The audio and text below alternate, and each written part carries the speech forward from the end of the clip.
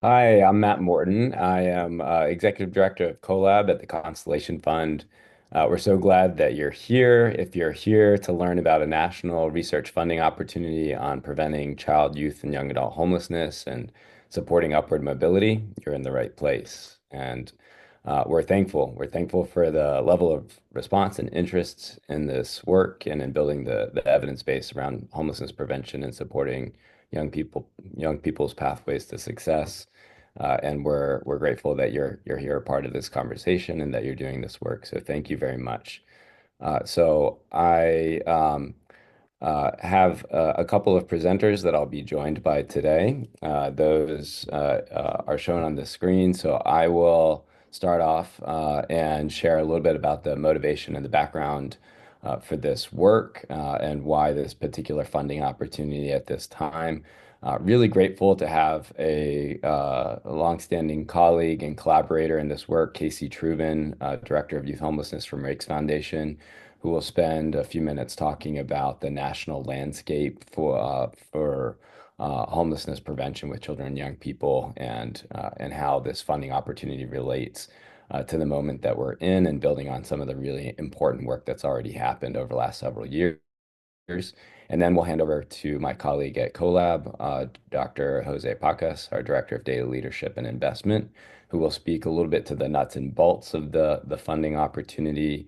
He'll share some information about our eligibility criteria and information that we hope will set folks up for success in submitting a successful written project pitch, which is the first step of our process and sort of our version of a letter of intent, if you will. So first, just a few logistics. We'd like for you to use the question and answer feature for all questions that you have. We certainly invite those. If we don't get them today, we will incorporate them into a summarized FAQ, which we will post on our webpage for this funding opportunity. We'll also share it by email.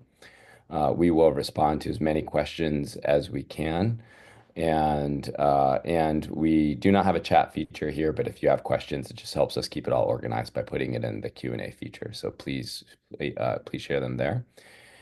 We will encourage you to upvote any questions you're most interested in. I had to look up what that meant. I think it means that there's a thumbs up button that you push. So if there's a question that especially resonates with you and you want to kind of co-sign it, go ahead and upvote that question so that way we're aware of what resonates most and what folks are thinking about as they prepare applications for this submission.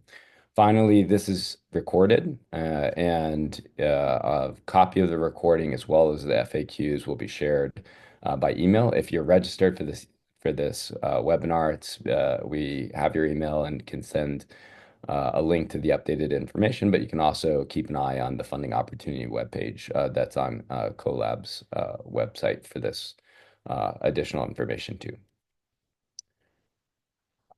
So this is a little bit about our mission.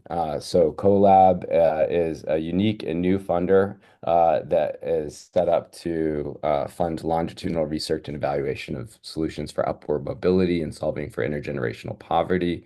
We started about 2 years ago, and we're really excited to be gaining traction in this work and making some significant investments in long-term and actionable research that can support better policy systems and philanthropy and decision making at the community level. Our work is largely oriented around three complementary goals. First is to identify solutions with the potential for significant impact and scalability. We have a center of gravity in Minnesota, which is where we do quite a lot of our work and have strong partnerships, but we also fund multi-site research and studies that take place across the country as they relate to our mission. We incorporate in our identification of solutions a great deal of community listening and some of our first grants, including one to Research and Action for a project called Pass the Mic, has supported our process of better understanding what youth and families living in poverty say they need for not only short-term survival, but long-term thriving. And a lot of that feedback and input from our partners and from the community informs our research funding priorities. Then we fund and support actionable research, and in particular, longitudinal impact evaluations, because those are least likely to get funded. Very few evaluations, even rigorous evaluations of programs and policies, measure results beyond a year or two, and we are set up to fund outcomes follow-up for many years, 10 to 20 years in many cases, to understand not only whether the short-term results of programs or policies are sustained or not, but also how those short-term results, whether it's in housing stability or early childhood or soft skills, ultimately create pathways to long-term success and economic mobility. And then third, our North Star is to support population level impact on upward mobility and thriving communities, which means that it's not enough to just fund good studies or good reports. Ultimately, we have to be in conversation with decision makers at the community, state, and federal levels, and putting in the work to translate research to action so that we have more evidence-based solutions in practice and at scale. This is our first national research funding opportunity. We call it a focused opportunity because it's not a general call for research projects. It's fairly specific, and in the future, we may issue other national research funding opportunities with different topic focuses. This national research funding opportunity is focused on funding longitudinal impact evaluations of programmatic and policy interventions for preventing child, youth, and young adult homelessness, and ultimately looking at how homelessness prevention for young people bolsters their educational outcomes, their human capital formation, and their upward mobility. Eligible projects for this funding call must use administrative data. They don't have to exclusively use administrative data, and we'll come back to this with Jose a little bit further, but that's one of the really important aspects of this funding opportunity is not only to fund topically better evidence on homelessness prevention, but also methodologically better examples of integrating and using existing data from public systems for evaluating the effectiveness of promising programs. Just a little bit on context. First, homelessness and housing instability among children and young people is a broad and hidden problem, and one that we've come to understand much better in the last 5, 6 years than I think we had historically. And this is not a boutique challenge. This is not a challenge that's just facing a small number. This is really a national challenge with significant implications, and hence the reason we've decided to focus our first funding opportunity on this. I share some statistics on this slide from 2018-19 data.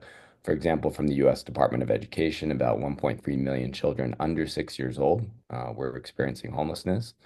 In the 2022 and 23 school year, public schools identified about 1.4 million students experiencing homelessness, and those were just those were identified. Whereas surveys, for example, representative surveys that have been conducted in high schools and across the country have shown even much larger estimates of more hidden homelessness among children, youth, and young adults. And that includes a study that I had the chance to be a part of when I was at Chapin Hall at the University of Chicago. We conducted the first national prevalence and incidence estimates of youth and young adult homelessness and found about 4.2 million youth and young adults ages 13 to 25 experiencing some form of homelessness within a year. And this is a national challenge. This isn't an East Coast, West Coast problem. It's not an inner city problem. We found statistically equal rates of youth and young adult homelessness in rural and non-rural communities, and significantly distributed across the country. And as we know, homelessness and housing instability have significant repercussions for anyone, and it's immoral, and that we have this level of affordable housing crisis and homelessness in the richest country of the world at any level.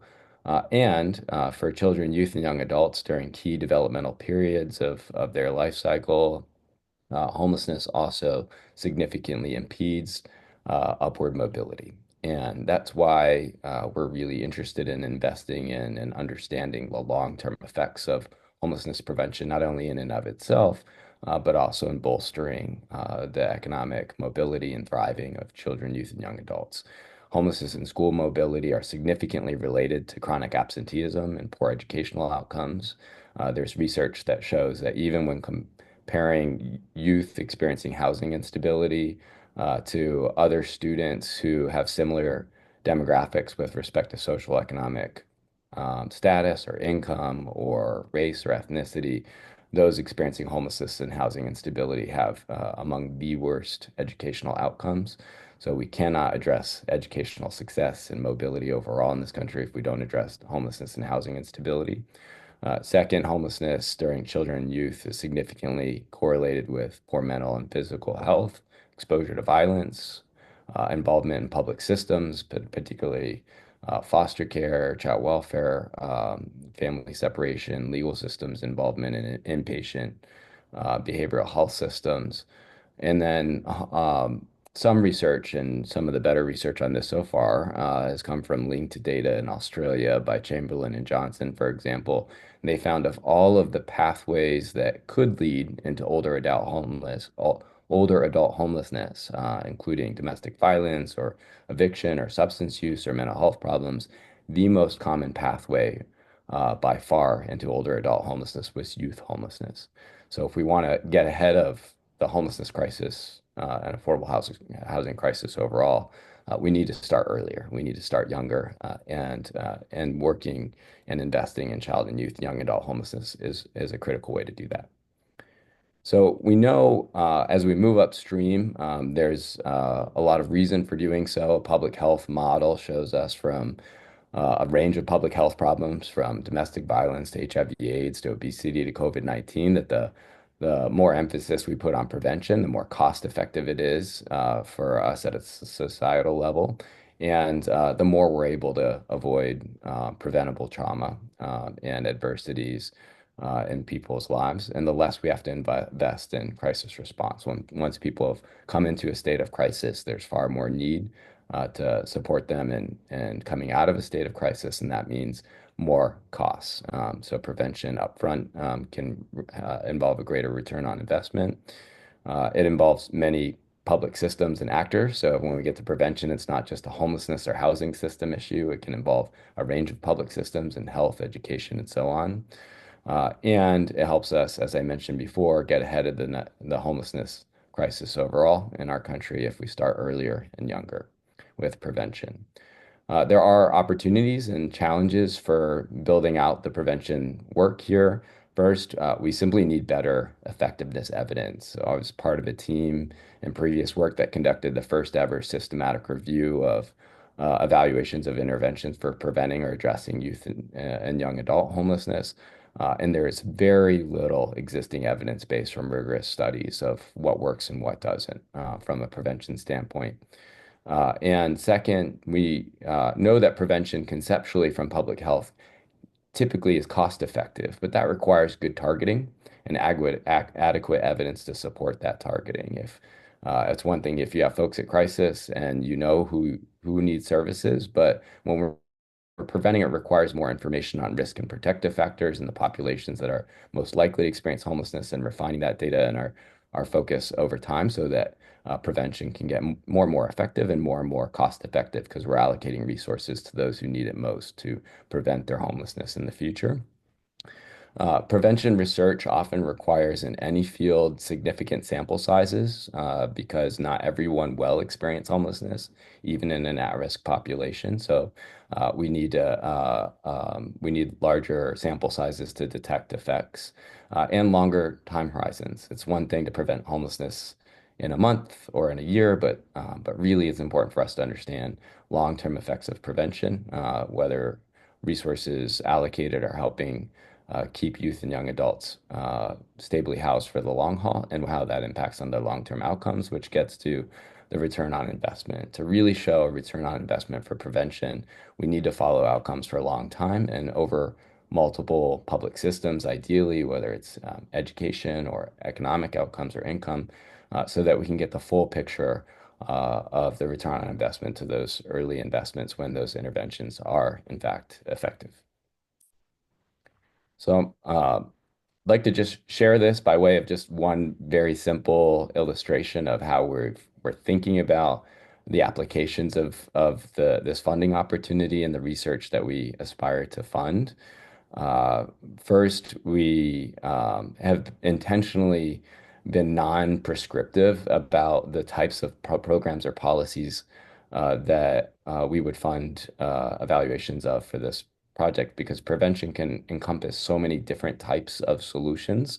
It might incorporate policies or programs on strengthening the supply or the targeting of affordable housing, for example. We have very little evidence on affordable housing supply interventions and how those affect on homelessness prevention for children, youth, and young adults. They can be demand side interventions, whether it's housing subsidies or rental assistance, or specific eviction prevention programs or programs to support youth, like with cash assistance and supportive services. We're seeing a lot more along those lines. It might be explicit homelessness prevention, so a program that's called out as eviction prevention or preventing student homelessness, or it might be one that's implicit or indirect. In other words, it's addressing underlying causes known from the research or the evidence base for child, youth, and young adult homelessness, like the economic status of families or a young person running away and needing supports to feel safer and more affirmed in their home or in their family, or case management services or other things that might be conceptually linked through the literature to homelessness prevention, but not necessarily called out as such. We're happy for proposals to come through as long as they can create or provide a strong theory of change for why that program or policy is likely to be effective based on existing theory, community listening, and research for preventing child, youth, and young adult homelessness. And then the pathways through which homelessness prevention can affect upward mobility can be many, but we share one paper here that summarizes from a meta-analysis or systematic review of the literature what some of those top pathways are likely to be. And they can include, for example, reducing homelessness and housing instability. So young people don't have that trauma and they are more stable in their homes when they're participating in school. Could be improving the quality or the safety of their living environments for their development and their education and well-being. It could mean increasing family or youth resources. So if there's a rental subsidy or assistance or cash assistance that's provided or affordable housing that's provided to a young person or their family, that means more resources that they have to invest in their human capital formation and their well-being.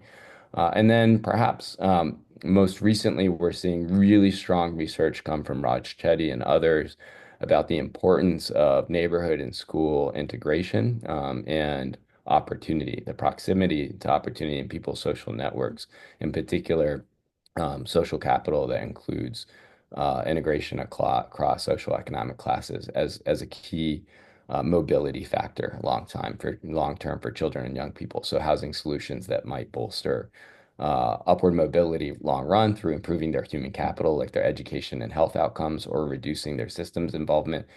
Different interventions might have different implications for these pathways. So investing long term in research, starting with 4 years with the potential for long term follow-up, provides you all and your research partners the opportunity to help us better understand not only what works in homelessness prevention, but the pathways and mechanisms through which homelessness prevention can affect children and young people's upward mobility. And that helps us tell a much more powerful story over time about the return on investment and the implications of homelessness prevention and housing solutions for broader sectors and policy audiences.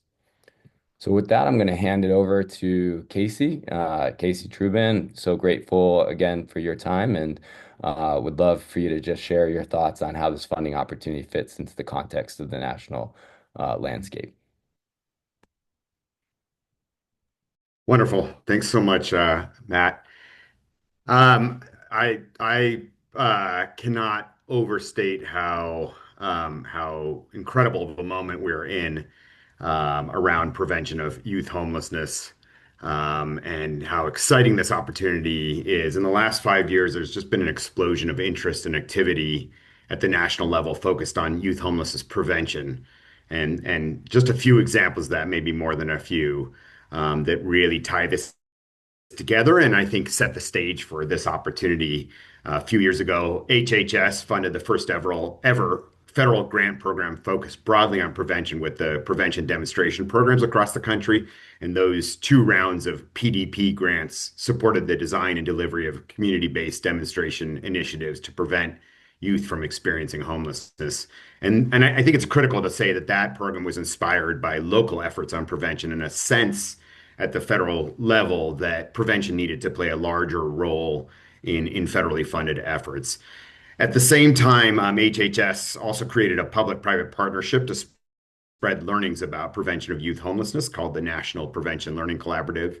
And that effort brings together national, federal, and local partners to learn about best practices in prevention. And that work actually still continues through Point Source Youth. So I've just been able to take part in that and just exciting to see dozens of local communities and national partners come together talking specifically about the work going on in prevention.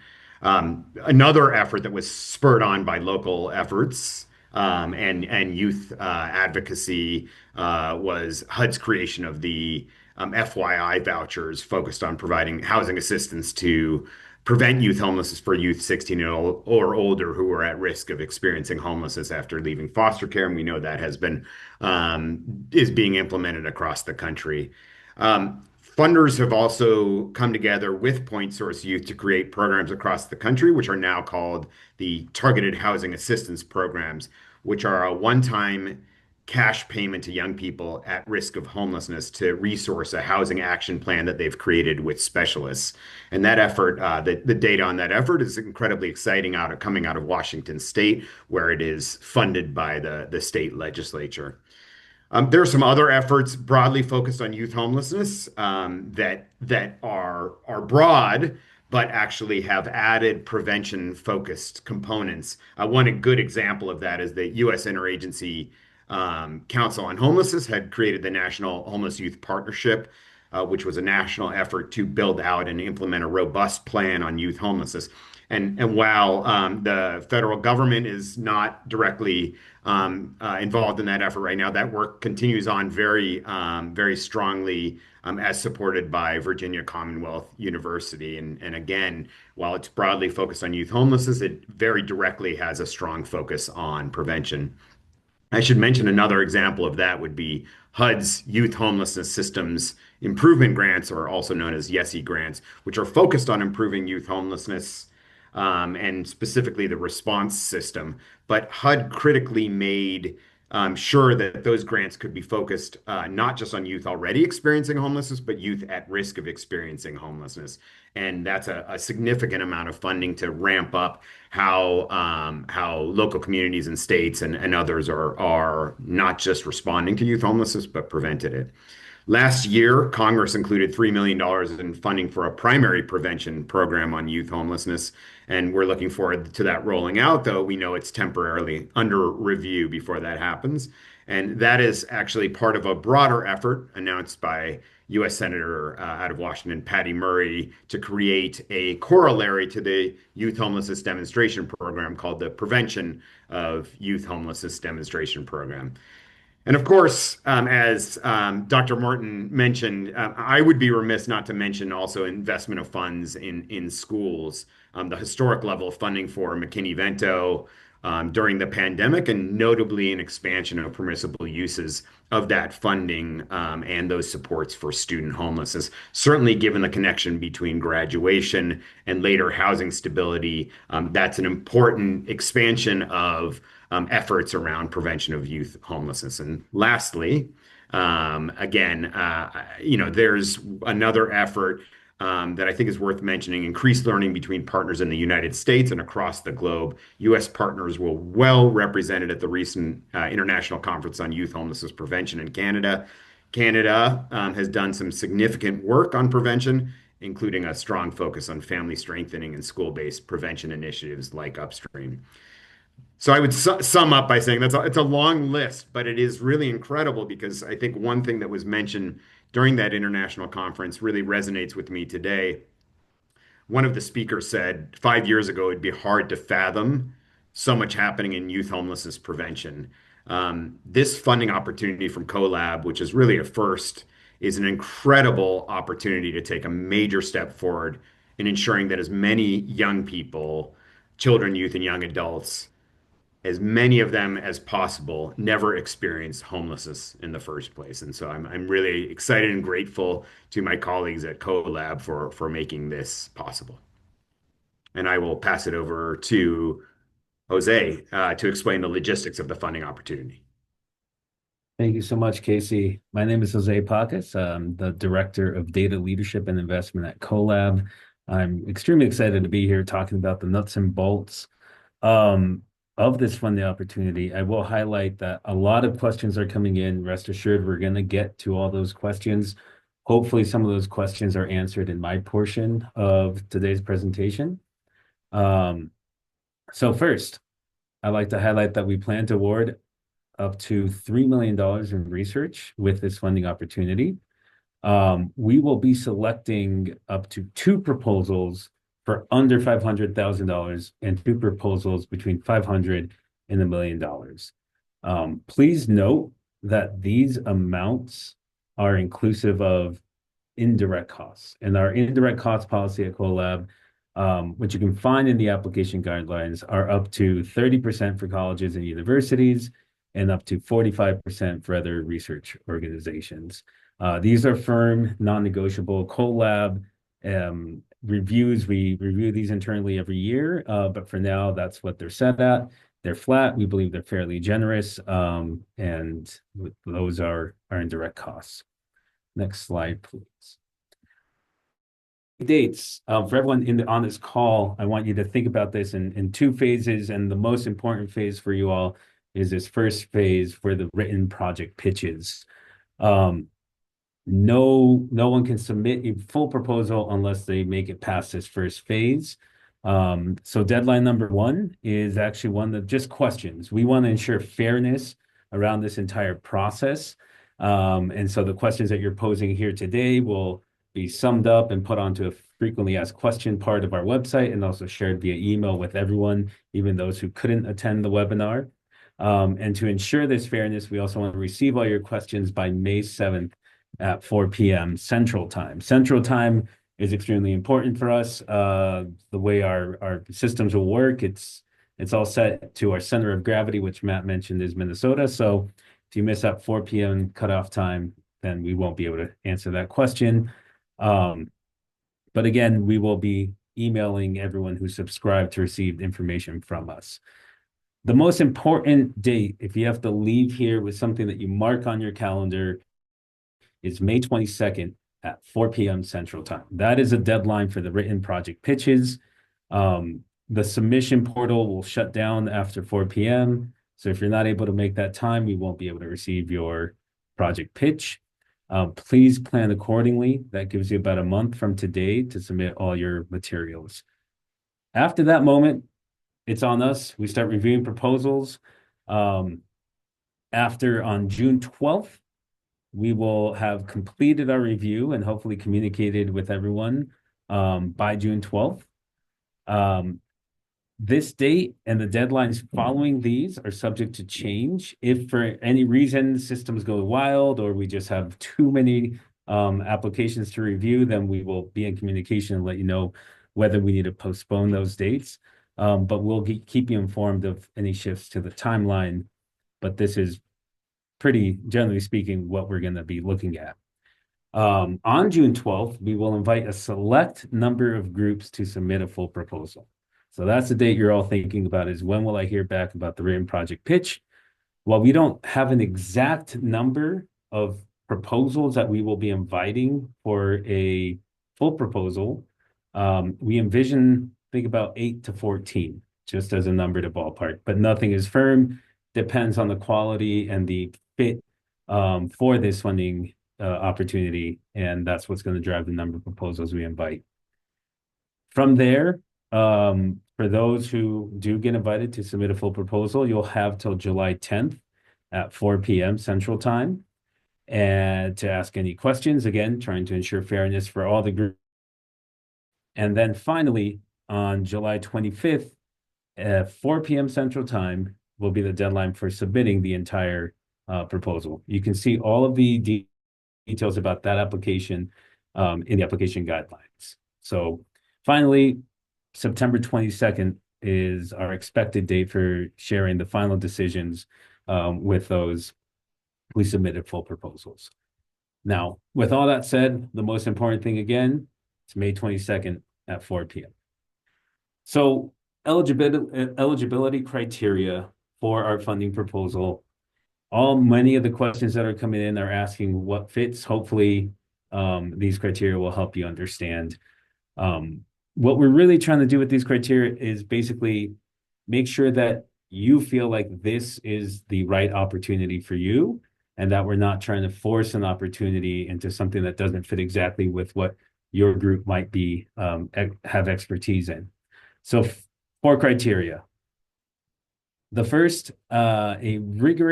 is that the proposed research includes a rigorous longitudinal impact evaluation of the effectiveness of a replicable and scalable program or policy for preventing first-time or recurrent child, youth, or young adult, and we define that ages 0 to 25, homelessness. An impact evaluation assesses the changes in outcomes that can be attributed to a specific intervention. We really care about understanding, having work around the counterfactual, what would have occurred without the intervention, and that can be either with the use of an experimental design or a quasi-experimental design where you have comparison and treatment groups. Important note here, we're okay looking at retrospective and even prospective studies. That is, you set up an experiment type of study and you go forward in time, or whether you look at what's happened already in the past. We're open to both of those. That's criteria 1. Criteria 2, if you will, is that the proposed research includes plans for longitudinal evaluation of the sustainment of the intervention effects on housing or homelessness outcomes over multiple years, and on medium to long-term education and other outcome areas that are important to thriving and upward mobility. Keep in mind that we are going to have this national funding opportunity that we're talking about today looks up to 4 years worth of a grant. So it's a 4-year time period up to, it does not have to go all the way to 4. CoLab is in a unique position to be able to fund beyond the first long-term proposal and funding period. So we have kind of a scaffolded way of being able to disperse our funds. So keep in mind that this is the beginning of what could be more years of funding. Criteria 3, that the research project has feasible plans to access and use linked administrative data for at least some of the key evaluation outcomes. Now, a lot of the questions are coming in asking about administrative data.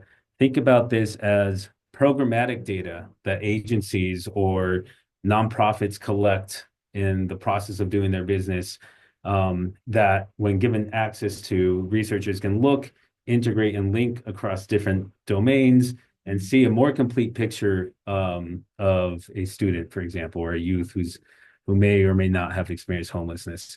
We are talking about that access of administrative data. The most common one people will talk about in this space is the HMIS system, or housing vouchers, or the McKinney-Vento in education systems.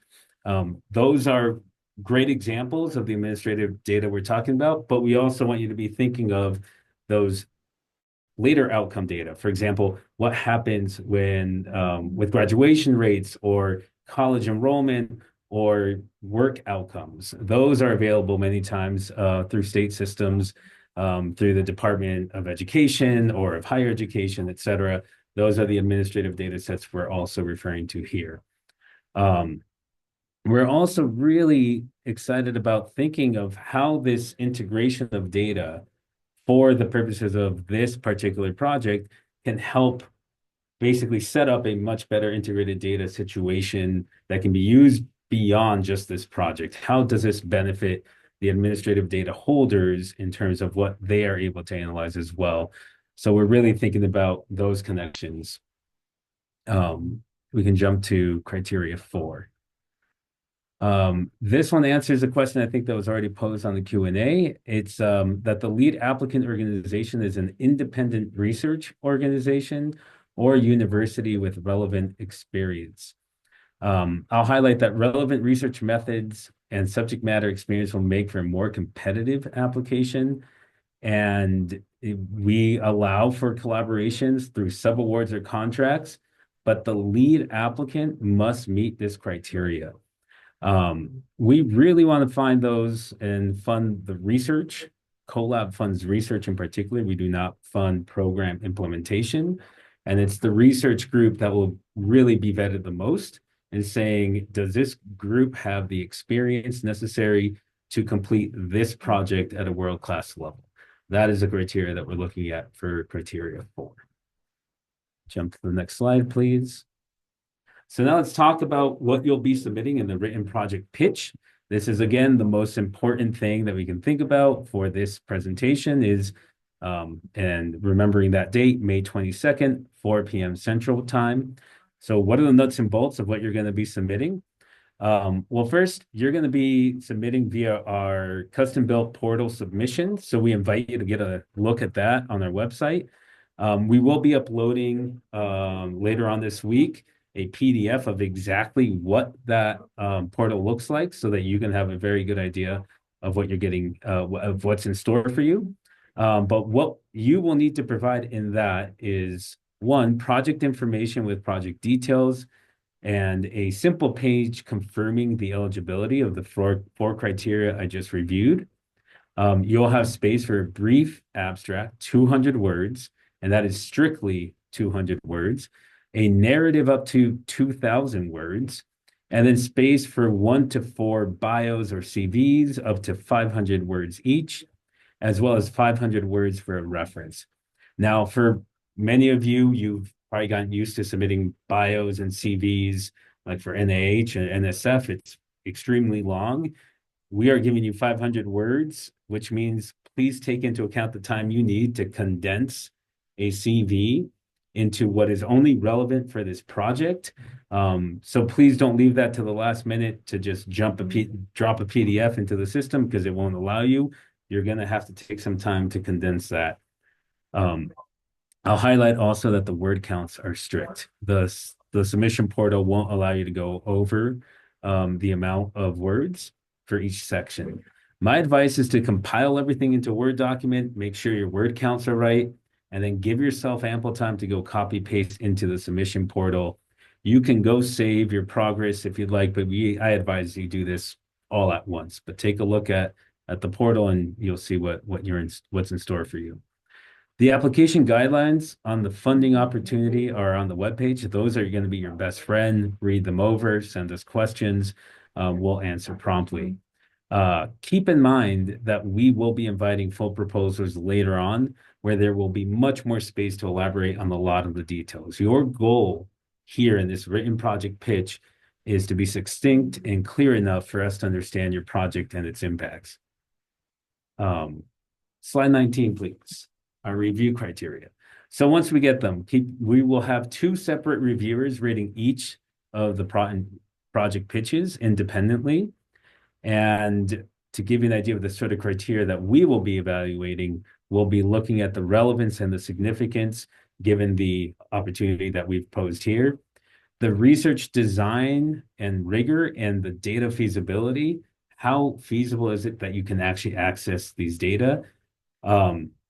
We don't need you to have the data in hand, but there has to be a clear path for accessing those data. We'll be looking at the capacity and expertise based off of the bios and CVs, the potential impact that this study can have, particularly when we think about the policy and the scale up of what can this do for the policy environment overall.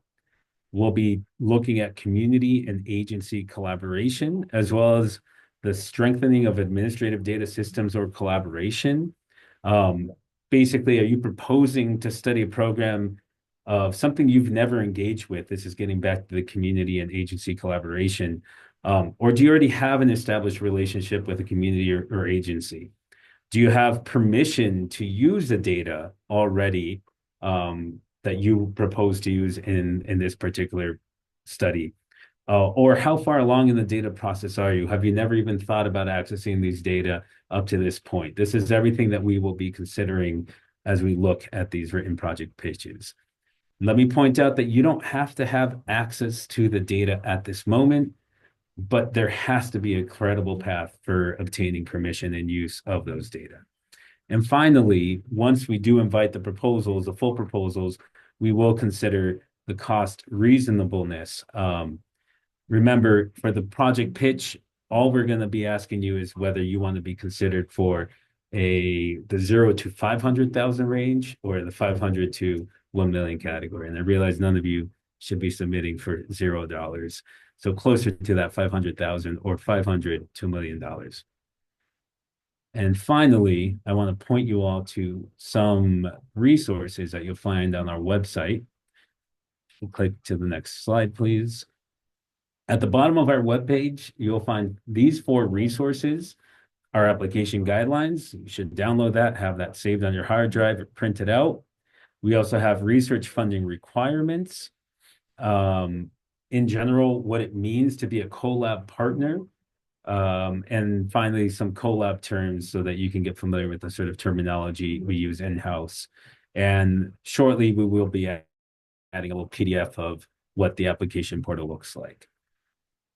So with all that information, I'm going to turn it back, ask Matt to come back online, and we'll take some audience questions. Thank you so much, Jose. And thank you all for these really good questions we're seeing in the Q&A feature. Please continue to add them, even if we don't have time to get to all of them today. We'll make sure to produce that stylized or summary FAQ document, and we'll put it on our webpage, and we'll email it out to everyone who registered for this webinar as well. So we're gonna take a look at some of the questions that are coming up. See, one is whether there would be openness to proposals that use a comparative multi-site design to examine how different local systems, policies, or community contexts impact youth homelessness prevention outcomes. The answer is yes, absolutely. We definitely encourage and support multi-context impact studies for generalizability and looking at context and how that relates to outcomes. So that's great. I think that the thing to just make sure of is that that you're comparing apples to apples across context, so that you're evaluating similar active ingredients of an intervention, and that you've got a consistent research and measurement framework across those contexts. I see some questions about the continuity of funding. So CoLab is set up, as we mentioned at the outset, which is really cool from I think a former PI standpoint, to fund the long-term outcomes follow-up of the interventions that we fund studies for. That being said, we don't provide 10 to 20 years of funding up front. So the way that we work is we fund an initial evaluation grant for the first stage of outcomes. If it's a prospective study, that could include evaluation while a program is being implemented, and initial set of outcomes, maybe initial housing or homelessness outcomes in this case, or initial education outcomes. And then what applicants may do is at the end of that project period, which can be up to 4 years for this funding opportunity, they can apply to CoLab for what we call long-term outcomes follow-up. So they can apply for a next stage or a re-up of funding to continue to follow outcomes for a longer time period or across different systems, subject to the research results making sense to continue to follow up in performance and satisfactory relationship. But for this project, applicants may only apply for up to 4 years initially, but they should express plans and intentions of long-term outcomes follow-up. Let me see what else we've got here. So with respect to, looks like we've got questions about CoLab partnering on proposal with research applicants partnering with proposals. And I've seen a few different directions of this. I think some questions are about partnering with other organizations for conducting research, and some questions seem to be about partnering with implementing organizations or nonprofits that are delivering the programs or services. And there are different kinds of responses to these. So first, to involving other partners in conducting the research. Absolutely, we encourage collaborative funding proposals wherever that makes sense. Sometimes that might be an organization that handles a part of the research design, maybe the process study or the survey data collection or the administrative data access, whereas you have a lead applicant research organization, that's fine as long as the lead applicant organization still meets the eligibility criteria. So they are a research organization or university with the appropriate skills and experience to lead this kind of study, but they're welcome to collaborate with others in their proposal if they choose to do so, and they'll make a case in their proposal for why they've chosen that partnership. With respect to program implementation, CoLab does not fund program implementation. So our expectation is that that's the kind of work that's more often funded through other public funding or through philanthropy. And we specifically fund the costs that are often harder to get funded elsewhere. So we'll fund the full costs of, in many cases, the research or the evaluation study itself. But if the program does not have resources to be implemented for the purpose of evaluation, that's something that the community or the organization or the research team would have to solve for outside of CoLab. We do expect that when a proposal comes to us, it means that the program is at a place of implementation and resource generation that it's ready for the stage of a longitudinal impact evaluation. Taking a quick look at some of what else that we have here. Um, I think I've seen some questions about sample size. So we don't prescribe sample size requirements. What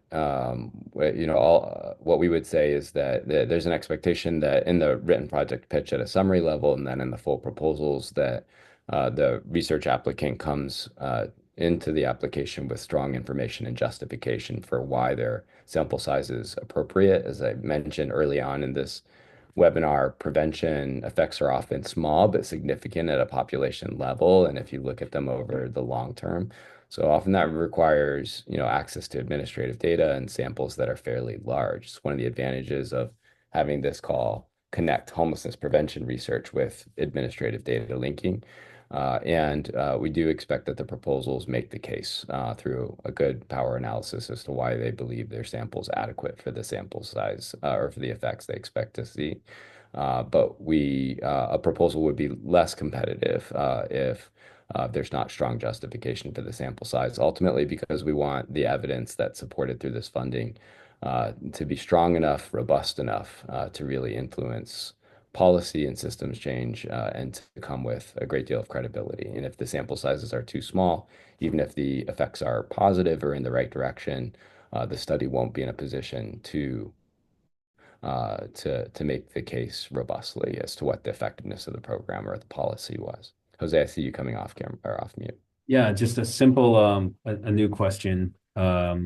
Just clarifying the amounts and the time period. So we will have two grants for up to 500K, and that is up to 4 years. So not every year 500K, it's up to 4 years. So 500K dispersed across 4 years, and another two grants, up to two grants, up to 1 million. So 1 million across 4 years, just to make sure that's clear. Yep, thank you. And I saw some questions about whether the written project pitch needs to state which funding level it intends to apply at, and the answer is yes. If you look in the application guidelines, we have in the project information page up front the requirements, and one of those is simply stating the intention to apply for funding that's up to $500,000 or for funding that's between $500,000 and $1 million. And that helps us understand the overall types of proposals that are coming through. So we just ask for that. We don't ask for budgets. We don't ask for precise budget estimates at the written project's pitch stage. That information comes in the full proposal stage. And the reason for this here is in this particular funding opportunity is because, again, we're trying to use this as an opportunity to model the potential of using existing data, linked data, for better evaluating the effectiveness of programs and policies, and in this case, especially upstream. And the more you go upstream, the more prevention work you get into, the more opportunity you have to show the effectiveness of solutions across different public systems. Sometimes researchers have access to significant data. Maybe there's an existing integrated data hub that you're working with, and you might present a proposal that doesn't require a lot of additional funding. You just need time and bandwidth for the analysis or for preparing or cleaning that data to do a fairly important study. So these different levels or amounts really aren't about better or more or less exciting proposals. In fact, some of the most exciting proposals using administrative data to evaluate prevention solutions might be some of the ones with the lowest budget because they have access to substantial data holdings, and it's building on prior existing work or infrastructure. In other cases, they might need to incorporate more work in accessing that data or building up systems for it that allow for this kind of study, or you might have the need for, say, a survey round or two or some qualitative data collection. You might make a case for greater investment. Sometimes with prospective studies compared to retrospective studies requires a little bit more funding. But we wanted to create these two different tiers so that we could encourage and incentivize different types and levels of studies using administrative data. Matt, let me read you a question that is, I think a few of them are coming up here, and I'll use it from anonymous attendee. Can you clarify the juxtaposition of the following statements? CoLab does not fund implementation. And two, CoLab is interested in supporting the development of the linked data holders. I assume that means that funds can go to implementing partners, for example, nonprofits or government entities, for the development of linked data, but not the program implementation specific to preventing homelessness. Is that correct? Yes, that's correct. So we again we're CoLab does not fund, although we often collaborate with other funders who fund program implementation or policy implementation. And we fund the cost of research and evaluation around programs. So we would not accept funding or approve funding for, say, delivering a prevention program or eviction prevention program or case management program. But we would consider if it's required as part of the proposal to access data, for example, data access fees to a government agency, or you need to put a contractor inside of a government agency or part member of your research team in order to increase the bandwidth for preparing or accessing the data. And you can make the case that if you just had that resource or that investment as part of your proposal, you would in fact be able to access, the data and you would be able to carry out the study. Those costs are allowable because they are research costs. And then we have one in particular about asking prioritizing a preference for studies using Minnesota administrative data. Will proposals for studies in Minnesota be prioritized over proposals focused on other states? So we encourage proposals that involve linked data in Minnesota or study samples in Minnesota. We don't have an explicit preference in this case, in part because we, and especially Jose and other members of our team, are constantly in conversation with our partners in Minnesota about developing and evaluating administrative data linkages and research studies along these lines. And so that's an open conversation. If there's one that fits this proposal, we heavily encourage it. But we specifically chose to make this a national research funding opportunity so that we could identify the effectiveness of really strong programs and policies from across the country and develop good examples of using linked administrative data that would be relevant to the Minnesota context as well as other players and jurisdictions across the country. So highly encourage our Minnesota friends and partners to submit proposals under this funding opportunity. There will be future funding opportunities of some shape or form that will be more specific to the state. So it's not the only opportunity. Matt, one last question I'll bring up here. It's come up a few times of um, talking about the focus solely on children exclusively versus programs that serve families that are inclusive of children, but not children exclusively. Does that fit into this RFP? Yes, it does. So what's important is the analytical sample. So ultimately, the focus of this funding call is on preventing homelessness among children, youth, and young adults. So as long as you can subgroup or deconstruct a sample, maybe with a broader population that includes families with children, that's fine. And remembering here that the spirit of this is to look at not only homelessness prevention in and of itself, although that's a really important contribution that our research partners will further here. But it's looking at the role of preventing homelessness and housing instability in our broader society and what that means for supporting children and young people's paths to upward mobility and breaking cycles of intergenerational poverty. And so it's important that the study design, even if the uh, homelessness prevention program or policy that you're looking at is not specific to children or young people, it's important that the analysis, the research design allows for following that path from homelessness prevention to supporting young people's prospects of upward mobility and their opportunity.